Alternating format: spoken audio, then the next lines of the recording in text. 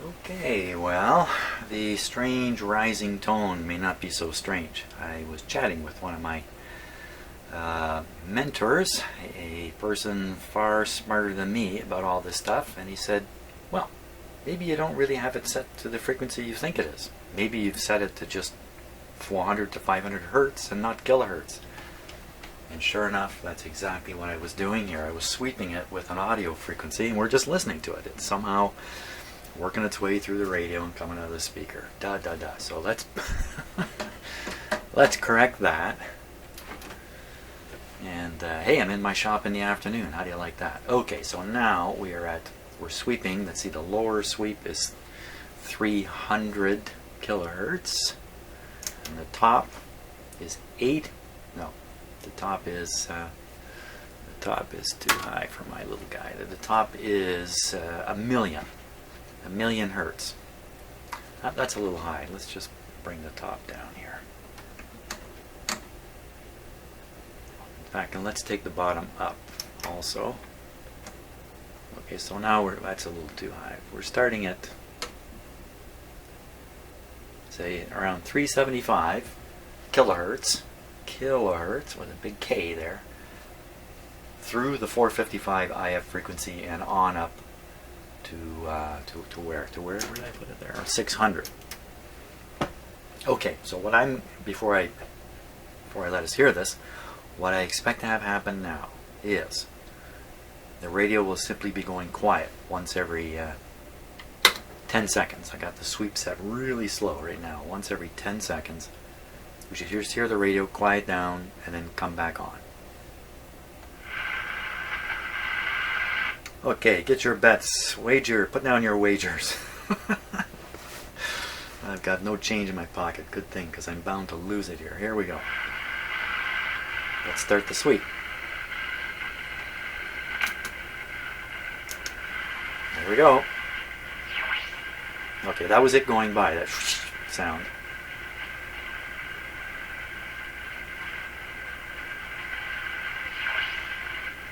There it goes again.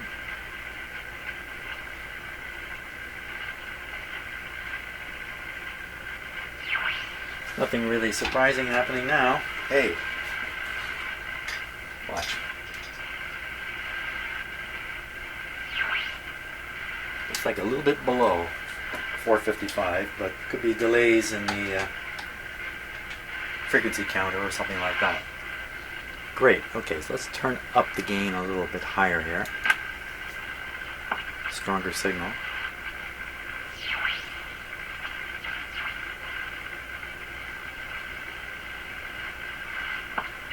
Okay, so that knock you hear, that's a swoosh. Now listen.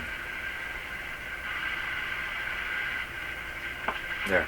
That knock is the sweep generator frequency shooting back down to the bottom. It doesn't blank out. It's still there. So it's basically sweeping up slowly and then shooting back really quick. There. Good, okay, let's check this out now. Can we get this onto the scope? I feel so much better.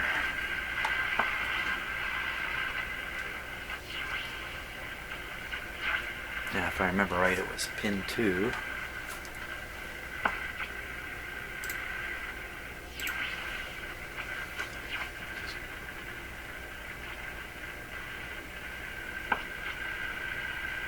Okay, and the little dot you see right here is actually a reflection from the front of the camera. That's not actually coming out of the scope.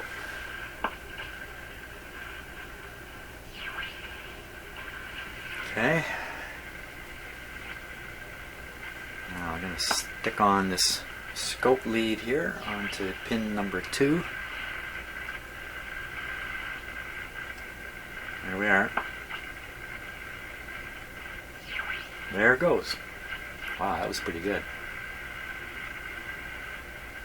Let's watch it again here. So whoosh, fantastic. Okay, now we're cooking with gas. I'll speed up the sweep once per second now. We'll take another look at it. Perfect. Okay. Let me clip on the scope here kind of permanently. Oops, here. We do it this way.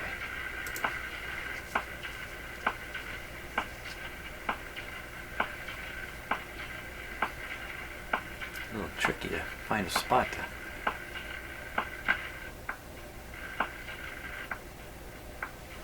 Okay.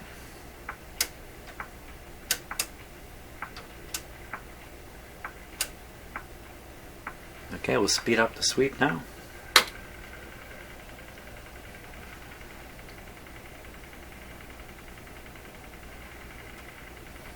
Fantastic! Exactly what I've been looking for. Look at that. Interestingly enough, there are two peaks showing up. Is that an alignment problem?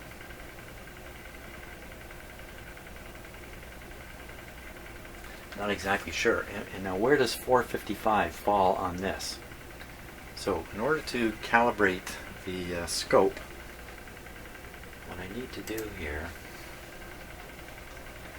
back in the saddle.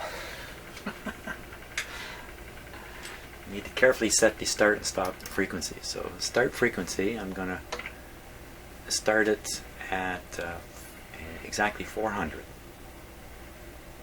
Oop.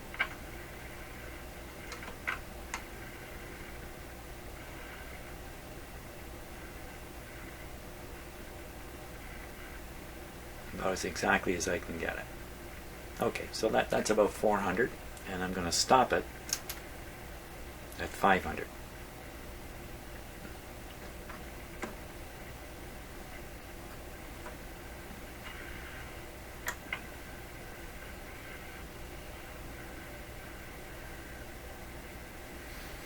Okay, so there we are. So it's going to sweep from 400 to 500 kilocycles. Okay, we'll let her rip. Well, that should put 455 just about in the middle of the scope display. I have to make sure, let's see, the sweep is based on 5 volts. Something pretty funny going on there, isn't there? It should be a rock solid, so, you know, I don't know. Right here.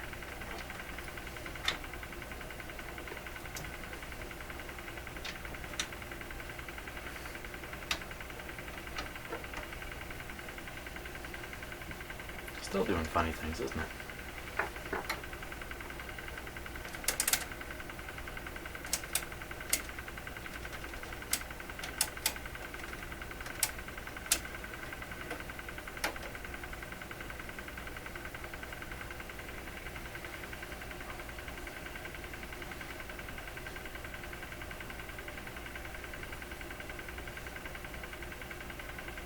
Well, I don't know why this is jumping out like this, but something is wrong with the test arrangement, the test equipment, or something of that sort.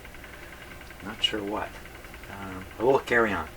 Oh, whenever I put my hand down in here, it seems to do something. Somebody's not working right.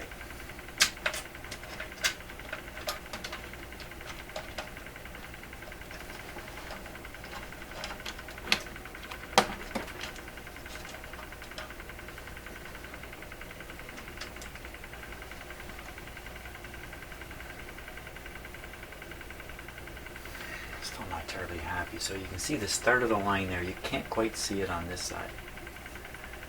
Let me move this over a bit. So I got to get this dead center now. There's one edge, so that's the 400 hertz. The other edge is... Okay, well, what if I shrink this?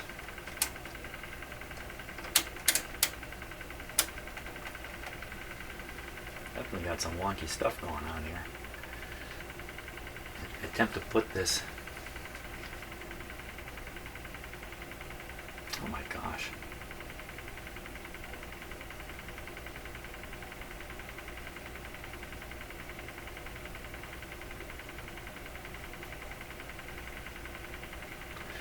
Well, maybe this isn't going to work for me.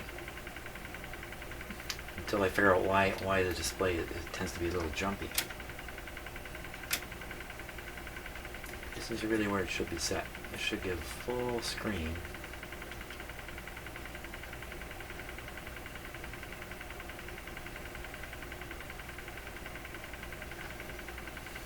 Not so bad. Okay, well let's assume we've got this thing dead center.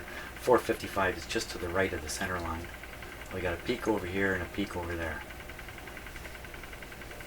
Wow, okay, you know what? I can't resist adjusting the IF on this.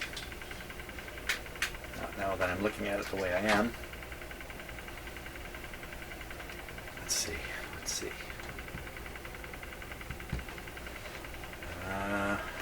I'm a little overexcited now. Just looking for my little flashlight.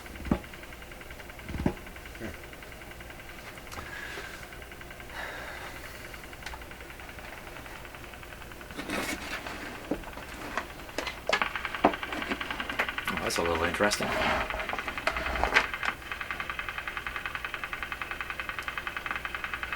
Oh. It's more interesting. Of course, we see the display changed. Okay, so something while I was rotating this.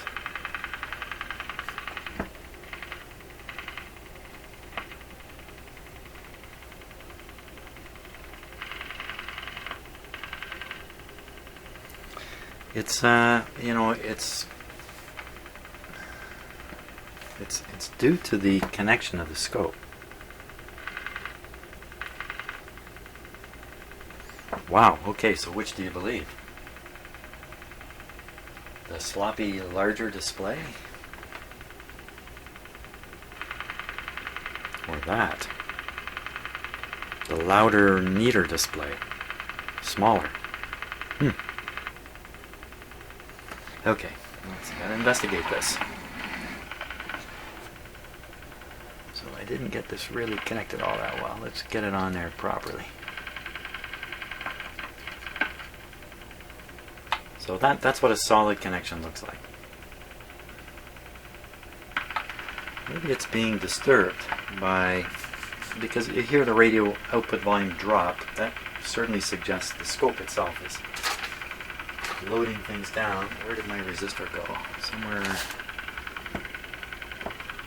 I had a... There it is.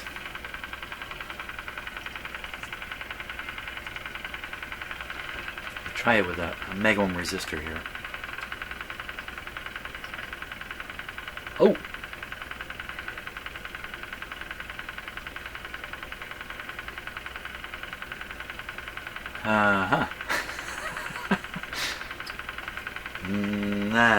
Nothing, I'm not expecting that at all. Okay, let's try a little capacitor. Let's see, this little capacitor. I think it's a 0.003.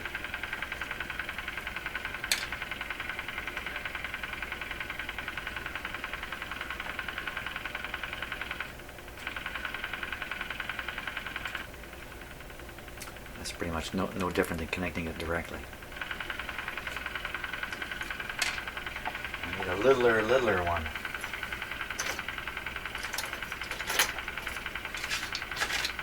Don't have one hanging around, so here's what I'm going to do. I'm going to just clip the scope itself.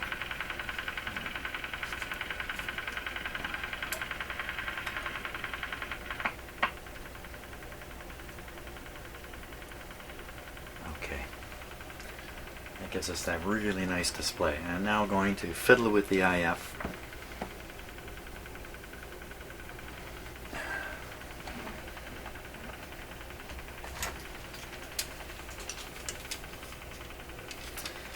Good show. It's just a screw on the top. I can only access one of the two screws. The other screw is covered. It's inaccessible at the moment. Okay.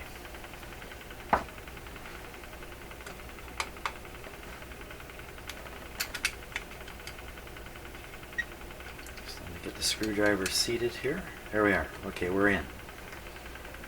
Now just shooting in the blind. Let's watch that scope. It's one way.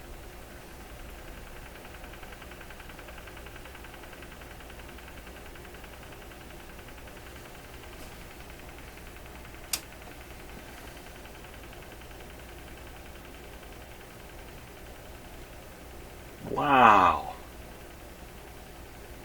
Jackpot. I'll turn it back. Listening to the output. And the speaker. Oh, it never went back to the way it was. How did that happen? Let me come back again.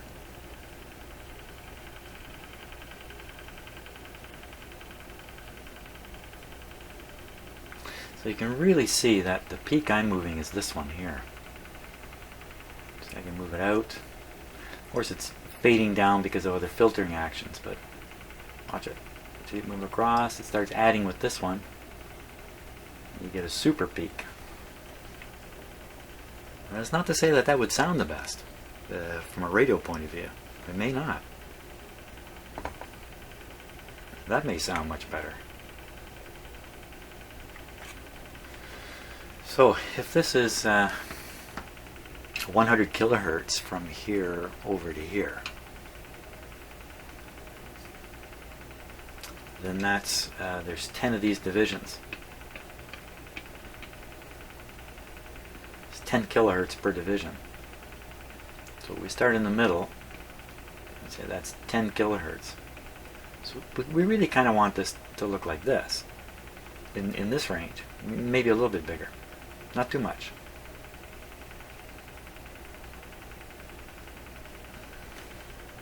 I think that would be the ideal look of it.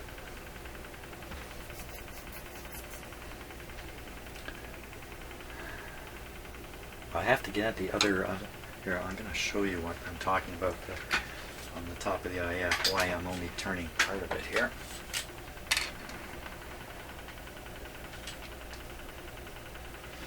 So there's the top of the IF can. There's a hole for one screw. The other screw is hidden by this bracket which is holding this coil here. I have to take this off, kind of prop the coil somehow, and get at the other hole.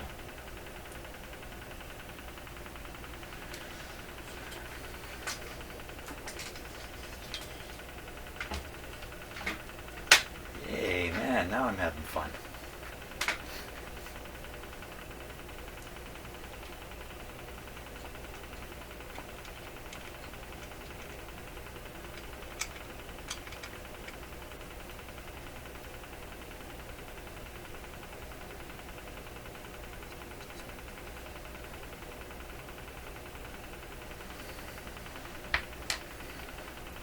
Okay, so we'll try the other screw now.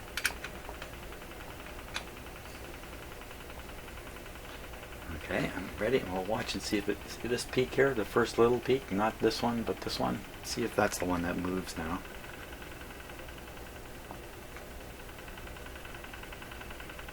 Oh man.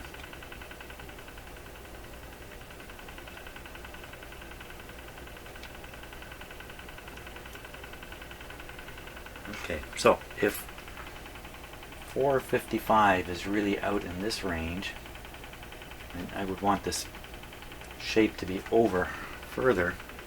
Let's see if I can get it over there. This is totally different from trying to do this with just an output meter on the speaker, which I've always had good success with.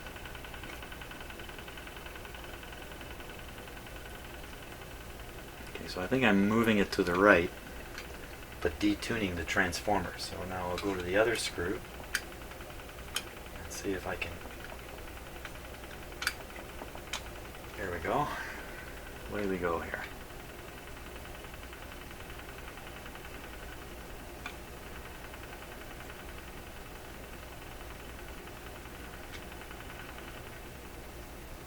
Well.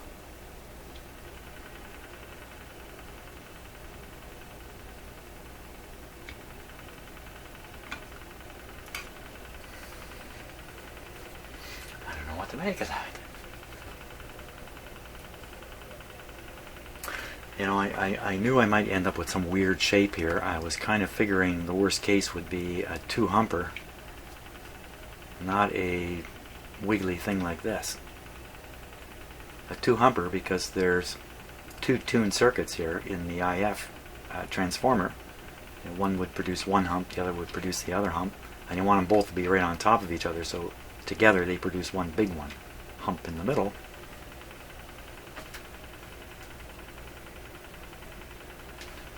This may not be as simple a task as I thought, using the sweep generator to do this. It could still be the case, from my lack of experience, that the test setup itself is causing some of the results that we're looking at. Here we go.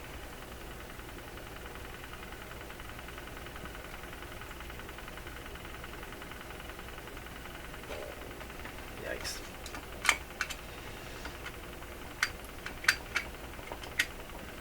My screwdriver was not quite in the slot there. Okay, we're in now.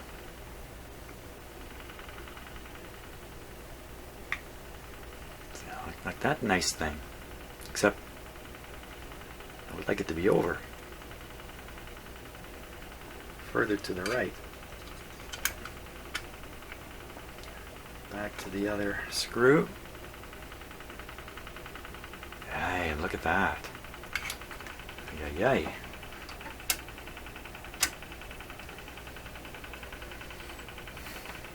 It's getting higher, but it's not in the right spot.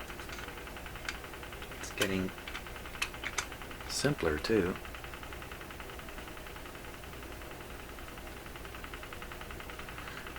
Now I've got my sweep on a linear sweep, and that may result in different slopes on either side of this curve. It may give a false impression. Let me flip this onto log and see what happens here. Whoa, that didn't work too well.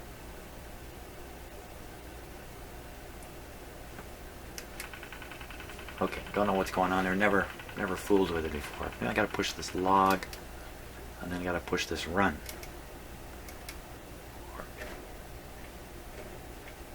No, I can't seem to get it to go. Okay, well, we'll leave it the way it is. There we go. Now, can I get 455, a 455 marker to show up on that? Ooh, that's a good question. So I turned on my other signal generator. And these are the leads for it. I'm just going to mix it in here. Well, mix it in. I shouldn't really say that. I'm just going to...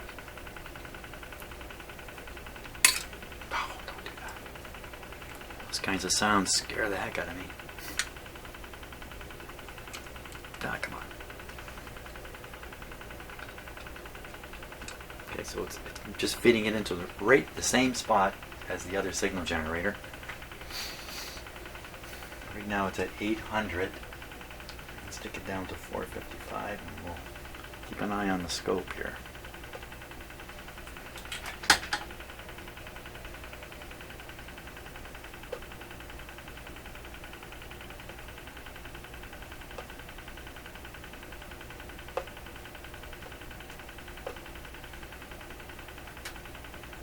Come. Whoa! What the heck was that? Whoa! Whoa, whoa, whoa. What was that on my scope? I mean, that was bright. Holy smokes.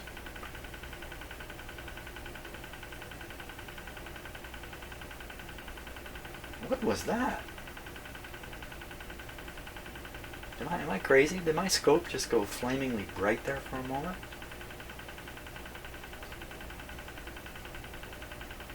I have to stop and look at the video. Wow. Okay, so I'm not seeing any... Oh, there it goes.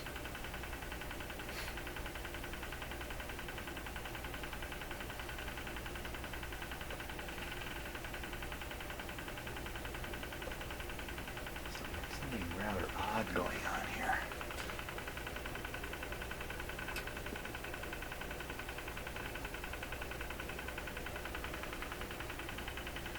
It's definitely connected. There's always something odd going on.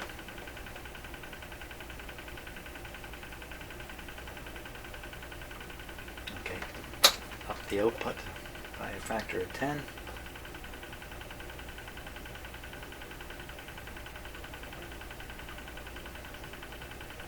This won't really put a marker blip on here. What it's going to do is it's going to put an interference pattern onto this display.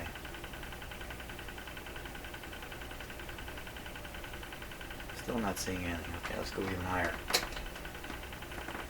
Higher output.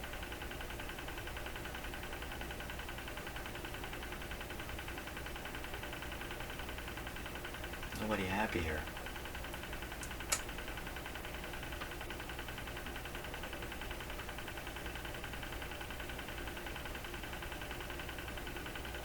Okay, I'm going to turn off the sweeper here. We'll stop it. Just ignoring the display there on the scope for a minute. Just keep our eye on here. We should be able to hear this. Oh, maybe not, because the radio is... There we go. Turn the radio up so we can hear it.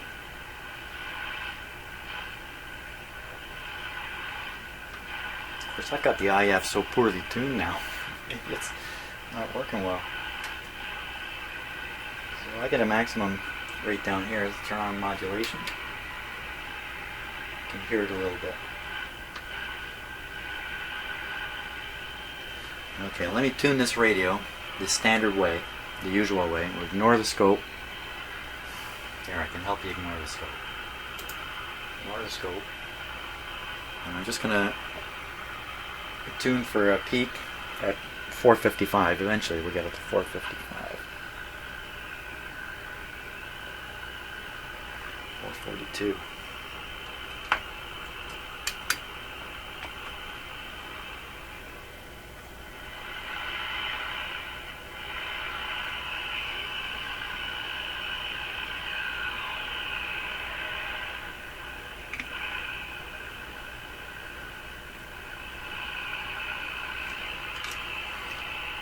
One coil, I'm not sure I did any of that right.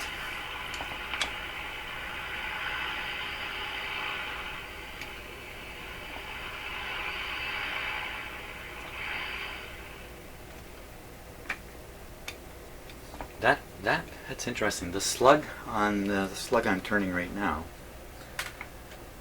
is was right at its limit. So turning it up. It's not a slug. It's a trimmer capacitor. Tightening it down.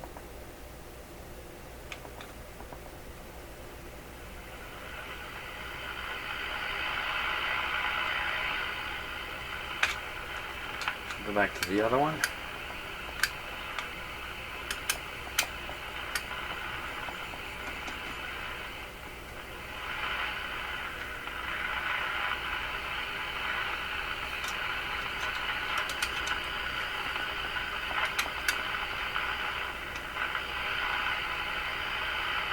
I'm doing this without an output meter, just listening.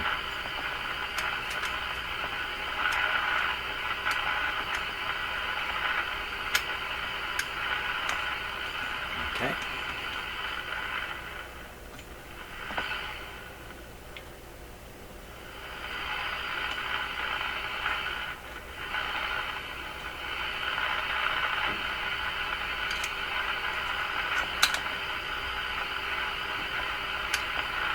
Seems terrible.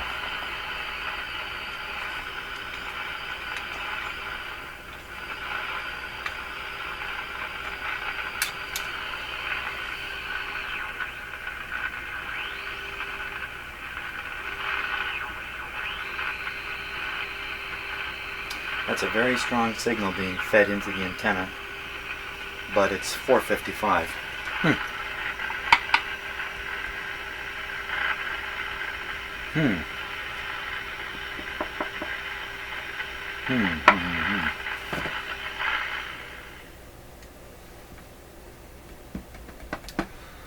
I think we're going to have to do this very, very carefully.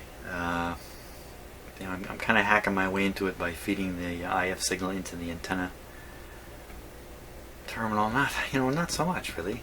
Wow, there's something more wrong with this radio. Okay, got enough there to think about. Curious stuff.